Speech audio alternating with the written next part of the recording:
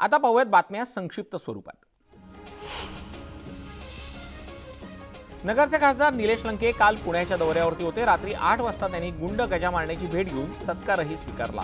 गुंड गजा मारण्याची भेट घेतल्यानं खासदार निलेश लंके वादाच्या भोवऱ्यात सापडण्याची शक्यता आहे। आरएसएसने राष्ट्रवादीवरती केलेल्या टीकेला छगन भुजबळ यांनी प्रत्युत्तर दिले। आम्हाला लढण्यासाठी फक्त 2च जागा मिळाल्या, मग आमचा 48 जागांवर परिणाम कसा झाला असा सवाल त्यांनी केलेला आहे। निवडणुकीमध्ये पक्ष थोडासा मागे राहिल्याची कबुलीही त्यांनी दिली। नाशिक लोकसभेच्या जागेवरनं छगन भुजबळांची नाराजी कायम आहे। नाशिक लोकसभेच्या जागेसाठी मी इच्छुक होतो, मात्र तिकीट जाहीर होण्यास विलंब झाल्यानं माघार घेतल्याचं भुजबळांनी स्पष्ट केलं। स्टिकर बँक घोटाळ्याप्रकरणी उपमुख्यमंत्री अजित पवार यांच्या अडचणी वाढल्यात। अजित पवार यांना मिळालेल्या क्लीन चिटवरती अण्णा हजारेंनी आक्षेप घेतलाय। इतकंच नव्हे तर त्याविरोधात त्यांनी न्यायालयात धावही घेतली आहे। उपमुख्यमंत्री अजित पवार यांच्या पत्नी सुनेत्रा पवार यांच्या नावावर राज्यसभेच्या उमेदवारीचं शिक्कामोर्तब होताच काटेवाडीमध्ये जल्लोष साजरा करण्यात आला। यावेळेला कार्यकर्त्यांनी गुलालाची उधळण करत एकमेकांना पेढे भरून आनंद साजरा केलेला। राष्ट्रवादीकडनं राज्यसभेवरती अजित पवारांच्या पत्नी सुनेत्रा पवार यांची वर्णी लागली। यावेळेला अजित पवार आणि सुनेत्रा पवारांचे पुत्र जय पवार यांनी आई घरी येताच पुष्पगुच्छ देऊन तिचं स्वागत केलं। बारामतीतल्या इंदापुरात सुनेत्रा पवारांच्या खासदारकीचे बॅनर झळकलेले आहेत। बॅनरवरच्या सुनेत्रा पवार यांच्या राज्यसभा खासदार या मजकुरानं इंदापूरकरांचं लक्ष वेधून घेतलंय।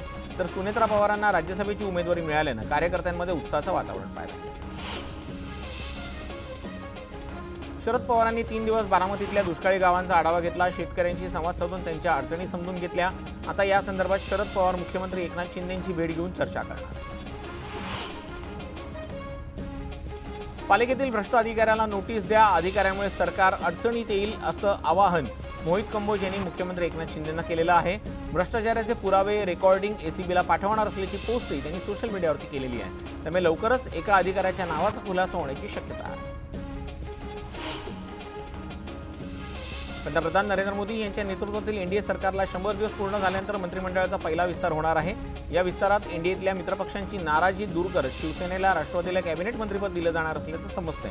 सरकारला 100 दिवस पूर्ण झाल्यानंतर तुमच्या मागण्या पूर्ण केल्या जातील, मंत्रिपद वाढवण्यात येतील, आणखी काही मंत्रालयही दिली जातील असं सांगितलं जातं। अब्दुल सत्तार यांची मंत्रिमंडळातून हकालपट्टी करा अशी मागणी भाजपच्या सिल्लोड शहर अध्यक्षांनी केलेली आहे। त्यांनी भाजपचे प्रदेशाध्यक्ष बावनकुळे यांच्याकडे पत्राद्वारे ही मागणी केलेली आहे। पक्षविरोधी काम आणि युती धर्म न पाळल्यानं त्यांची मंत्रिमंडळातून हकालपट्टी करावी असं ते म्हणाले। संघाने ठरवलं तर केंद्र सरकार 15 मिनिटंही राहणार नाही असं वक्तव्य संजय राऊतांनी केलंय। भाजपची मातृसंस्था आरएसएस असून आम्हाला संघाकडनं अपेक्षा असल्याचं ते म्हणाले। लोकतंत्र वाचवण्यासाठी संघाचं योगदान खूप मोठं असल्याचं राऊतांनी सांगितलं। माजी खासदार राहुल शेवाळे यांची बदनामी केल्याप्रकरणी उद्धव ठाकरे आणि संजय राऊतांना दंड ठोठावण्यात आलेला आहे। दोघांनाही प्रत्येकी 2000चा दंड बसलाय, तर पुढील 10 दिवसात दोघांनाही ती रक्कम भरण्याचे आदेश देण्यात आले आहेत। अंतरवाली सराटीच्या वेशीवर सुरू असलेल्या लक्ष्मण हाके यांच्या आमरण उपोषणाचा आज दुसरा दिवस आहे। सगळे सोयरे अधिसूचनेची अंमलबजावणी केल्यानं ओबीसी आरक्षणाला धक्का कसा लागत नाही हे सरकारनं लेखी स्वरूपात द्यावं, तोपर्यंत हे आमरण उपोषण थांबणार नाही असं हाके यांनी म्हटलेलं आहे। श्रीरामपूर तालुक्यातल्या एका 17 वर्षीय अल्पवयीन मुलीवर सामूहिक अत्याचाराची घटना घडलेली आहे। मुलीचा अश्लील व्हिडिओ बनवून तिला ब्लॅकमेल करून शहरातील पिझ्झा हट कॅफे आणि शिर्डीतल्या हॉटेलवर लैंगिक अत्याचार करण्यात आले। या प्रकरणी 3 आरोपींविरोधात गुन्हा दाखल करण्यात आलेला आहे। बीडचे खासदार बजरंग सोनवणे यांनी अचानक रात्रीच्या सुमारास बीडच्या जिल्हा रुग्णालयाला सरप्राईज व्हिजिट केली। रुग्णाच्या नातेवाईकांनी तक्रारीचा पाढाच वाचून दाखवला। रुग्णाच्या नातेवाईकांचं रडगाणं ऐकून आणि जिल्हा रुग्णालयातली दुरवस्था पाहून खासदार बजरंग सोनवणे चांगलेच भडकले। पुन्हा आल्यानंतर असं आढळल्यास कारवाई करणार असल्याचा इशारा त्यांनी दिला।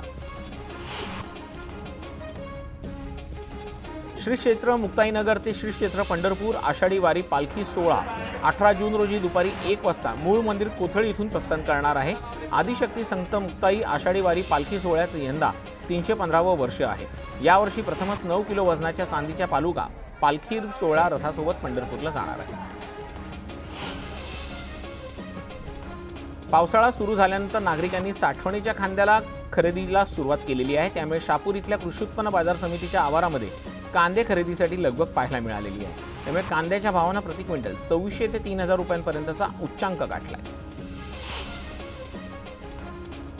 चंदगड तालुक्यातल्या कोवाडमध्ये जुन्या वादातून एका सराफाला मारहाण करून शिवीगाळ करण्यात आलेली आहे। या प्रकरणी माजी जिल्हा परिषद सदस्य कल्लाप्पा भोगण यांच्या विरोधात तक्रार दाखल करण्यात आलेली आहे। छत्रपती संभाजीनगरात मशागतीची कामं आटोपली असून खरीप हंगामातील लागवडीला आता सुरुवात झालेली आहे।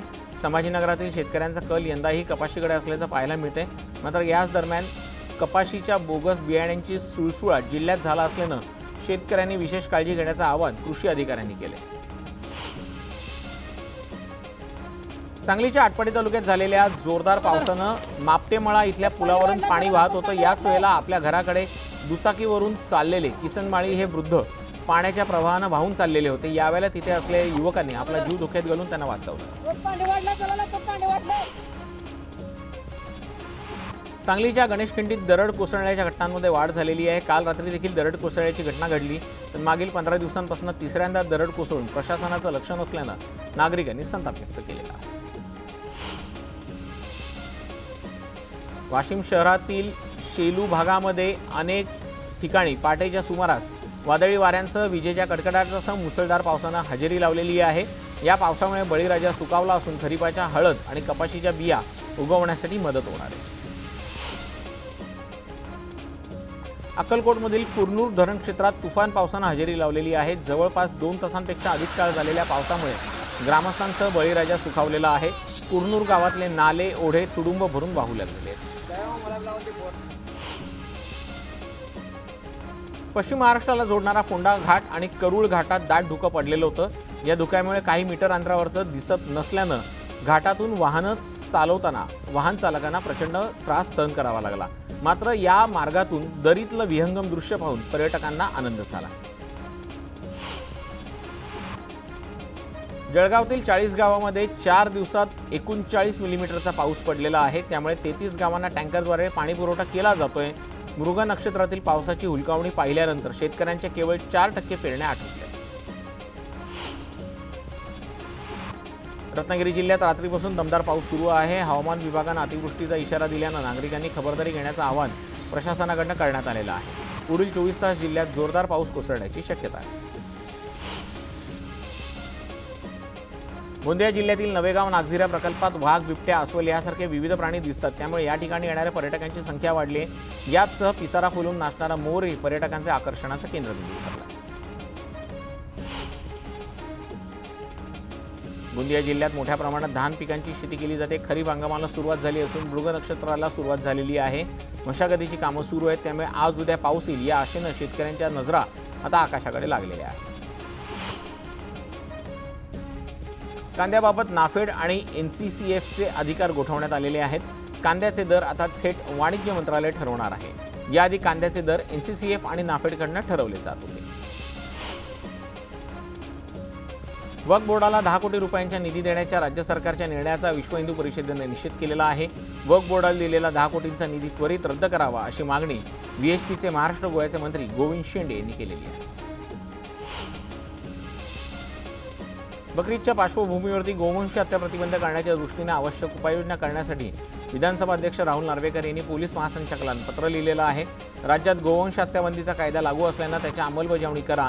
गोरक्षकांवरती हल्ला होण्याची शक्यता असल्याच्या दृष्टीनं आवश्यक ती कार्यवाही करावी असा उल्लेख या पत्रात करण्यात आलेला आहे। मालेगावात उद्यापासून शाळा सुरू होणार आहेत। त्यासाठी तालुक्यातल्या प्राथमिक शाळेतल्या विद्यार्थ्यांसाठी 50,000 पुस्तकांचे संच शाळांना प्राप्त झालेले। त्यामुळे पहिल्याच दिवशी विद्यार्थ्यांना नवी कोरी पुस्तकं मिळणार आहेत। बीडच्या उपविभागीय अधिकारी कार्यालयासमोर आदिवासी कोळी महादेव जमातीनं आमरण उपोषण सुरू केलेलं आहे। कुटुंबामध्ये जात वैधता प्रमाणपत्र आणि जात प्रमाणपत्र असल्यास बिनशर्त जात प्रमाणपत्र देण्यात यावं अशी मागणी केली जाते आहे। आंब्याच्या पदार्थात मराठमोळ्या आमरसानं जगात पहिला क्रमांक पटकावलेला आहे। टेस्ट ॲटलास या नामवंत ऑनलाईन फूड गाईडने केलेल्या अभ्यासात जागतिक पातळीवरती लोकप्रिय असलेल्या आंब्याच्या पदार्थांची चव, गुणवत्ता, पाकक्रिया आणि लोकप्रियता या निकषांवरती जगातील 10 पदार्थांची निवड केली।